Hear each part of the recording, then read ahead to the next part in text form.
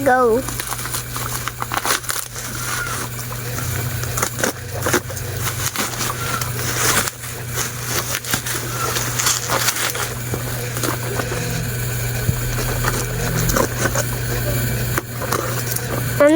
Anong laman ulit yan, ma? Baliktad ko ano. Ala, nagkamali. Baliktad. Balik. Ay, hindi pala sabihin. Babango. Dadami, oh. Okay na. Dalawang camera. Ayan, ito ha.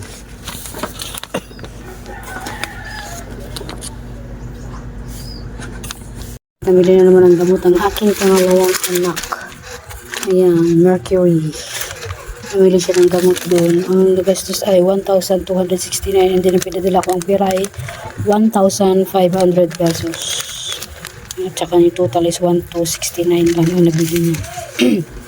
Ito may ano tayo, Newsip. Sana Newsip niya.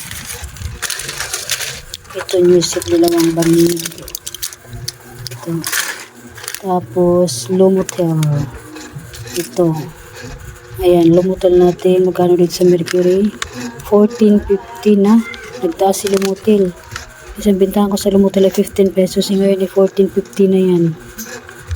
Kaya kailangan natin taasan. Ako, nagtaas na si Lumotel. Ang Newsip ay 7.50. Yung bintahan ko ay 9 pesos.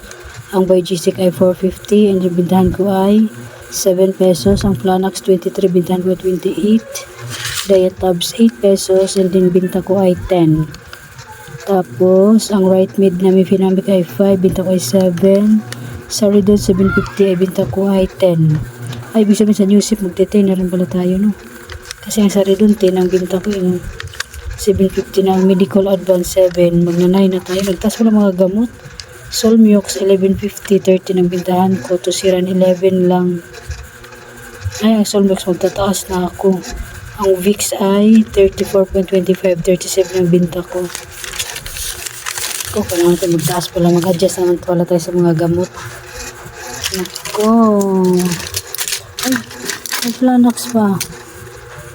Ito, Planax to. May Planax. Magkano Planax dito? Planax ay 23, ay nga 23, 28 ang bintahan ko. May 5 ang ano, iba-iba yung ano ng gamot natin, no? Ito yung mga gamot natin lahat. Ito, ano ba ito? Diatabs, yun nga, 10 pesos ang diatabs ko. Ito to serum, ito Vicks. Ayan, mga pinaggamot natin. Kailangan natin magtaas, kasi nagtaasan ang mga gamot. Kailangan natin mag-adjust ang mga presyo natin sa gamot. Diba? Yun lang yun guys, price update lang tayo sa mga gamot ha. Kailangan natin check lagi ang resibo. Mapagamot man yan sa groceryhan kasi ang iba nagtaas, yung iba naman ay bumaba. Pero dahil talaga is tumataas ang ating mga bilihin. Lalo mga gamot na yun, nakita ko ngayon, tumaas talaga yung mga gamot na mo. Lumotel ang laki ng tinaas. Ang Lumotel ay 12 lang yung bili ko ngayon, 14.50 na, diba? Kaya kailangan natin mag-adjust, gawin natin 17 pesos na itong Lumotel. Diba? Ang laki ng itinaas. Yun lang guys.